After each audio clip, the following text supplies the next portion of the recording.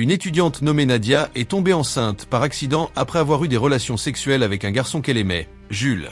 Cependant, le lendemain, Jules a déclaré qu'il avait trop bu la nuit précédente et qu'il ne se souvenait de rien.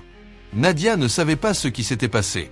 Elle pensait avoir rencontré un salaud et avoir été trompée émotionnellement et physiquement. Alors elle a dû se rendre seule à l'hôpital pour avorter.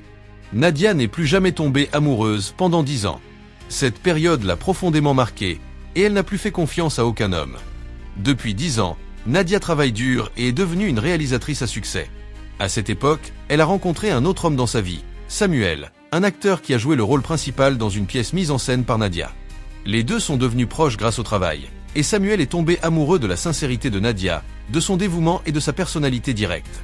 Nadia a finalement rencontré l'homme qui la traitait vraiment bien et a accepté sa confession.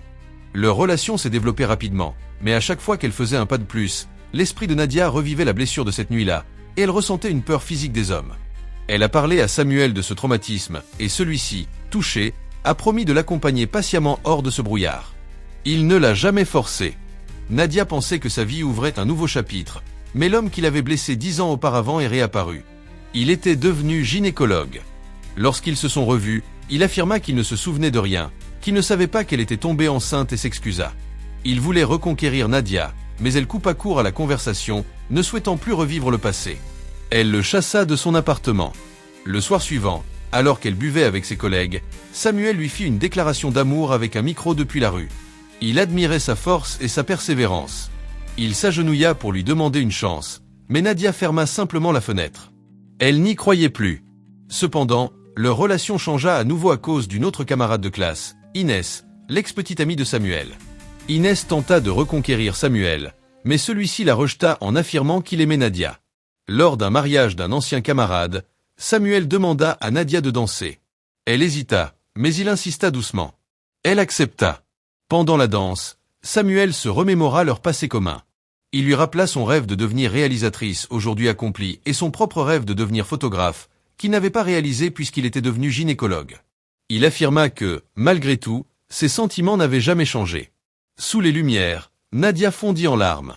Samuel la supplia de lui donner une seconde chance, puis l'embrassa. Mais même si Nadia avait encore des sentiments, elle ne pouvait pas lui pardonner. Elle le repoussa et s'enfuit dans les escaliers. Samuel la suivit. Nadia finit par révéler ce qu'elle avait gardé en elle pendant 10 ans. Mais Samuel affirma toujours ne pas se souvenir, et qu'il ignorait tout de la grossesse et de l'avortement. Nadia lui rendit une bague qu'il avait perdue cette nuit-là. Après quoi, elle s'enfuit. Samuel comprit alors trop tard l'ampleur de son erreur. Il avait fait souffrir la femme qu'il aimait pendant 10 ans. En réalité, il ne se souvenait vraiment pas. Sa mère lui avait appris à ne pas avoir de relations sexuelles sans amour, allant jusqu'à faire un vœu à l'église. Elle avait même gravé une bague avec le mot promesse. Mais à cette époque, Samuel n'aimait pas vraiment Nadia. Il avait agi par curiosité. Puis la malédiction s'était accomplie. Devenu adulte, il souffrait de troubles irréversibles. Sa mère avait elle-même été abandonnée après une grossesse non désirée, et ne voulait pas que son fils fasse souffrir une femme à son tour. Nadia, elle, portait encore le poids de cette nuit. Alors Samuel décida de retourner dans le passé. Il se souvint d'un appareil photo que lui avait offert son père biologique. En prenant une photo de celui-ci, un halo de lumière blanche l'enveloppa, et il retourna 10 ans en arrière, avec tous ses souvenirs. Son grand-père était encore vivant. Lors de la fête, il revécut la même soirée, mais cette fois, il se retint. Il regarda simplement Nadia dormir. Le lendemain, il lui fit une déclaration sincère. Nadia l'accepta. Leur vie reprit sur de meilleures bases. 10 ans plus tard, Nadia était réalisatrice, et Samuel était devenu photographe.